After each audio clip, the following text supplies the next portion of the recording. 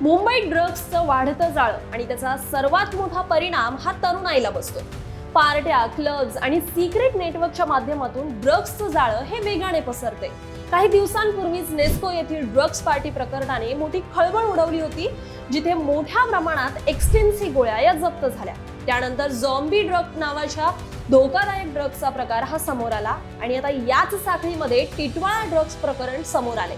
पोलिसांनी एका high profile सोसायटीतील फ्लॅटवर छापा टाकून तब्बल 6 कोटी रुपयांचे ड्रग्स हे जप्त केले.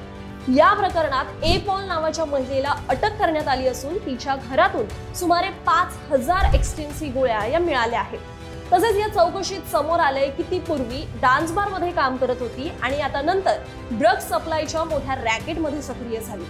साकीनाका आणि नेस्को प्रकरणातून मिळालेल्या लिंक नंतर पोलीस थेट या महिलेपर्यंत पोहोचले.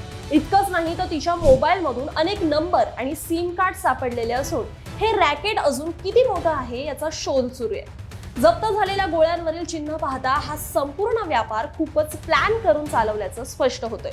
मात्र विचार करण्याची बाब म्हणजे मुंबईत ड्रग्सचं जाळं का वाढत चाललंय आणि हे कधी थांबणार? तुम्हाला काय वाटतं या ड्रग्स प्रकरणाबाबत? कमेंटमध्ये आम्हाला नक्की सांगा.